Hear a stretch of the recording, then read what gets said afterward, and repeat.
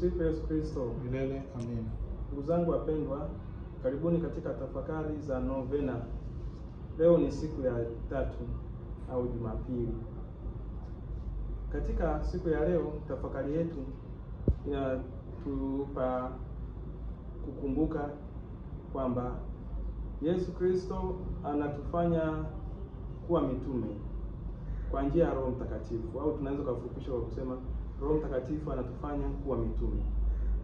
Tafakari inayojengeka hapo tunaipata katika Matendo ya Mitume, ambapo Petro kwa kurejea maandiko matakatifu ya nabii Yoeli anagusia, ambapo siku zitakapokuja Yoeli alitabiri vyema kwamba siku zitakapokuja watu watamiminiwa Roho Mtakatifu, na waume kwa wake, na anaendelea kusema kwamba vijana wenu watapata maono na wazee wenu watapata ndoto au wataota ndoto. Ukija kuangalia neno hilo linabeba aina zote za rika au aina yote ya makundi. Kwa maana tunasikia wazee, vijana, waume kwa wake. Maana yake ni nini? Kumbe Roho Mtakatifu analiunganisha kanisa na kutufanya watu wote kushiriki kwa pamoja katika hii kazi takatifu.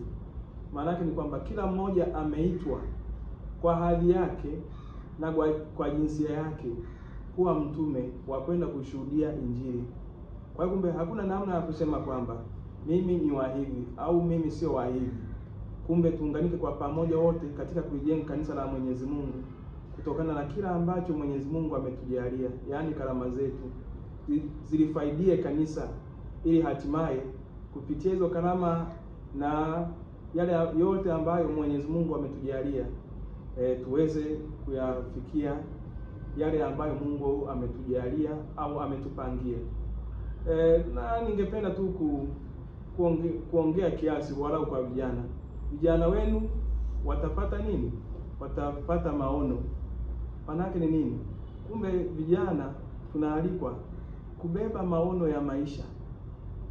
Bila maono huwezi ukajua kwamba unaenda wapi, na kama huwezi ukajua kwamba unaenda wapi, kumbe utapotea.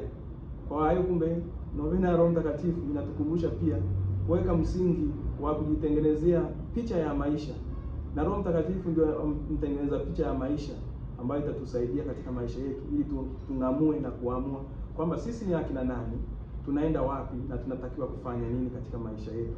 Tumsifu Yesu Kristo. Milele amina.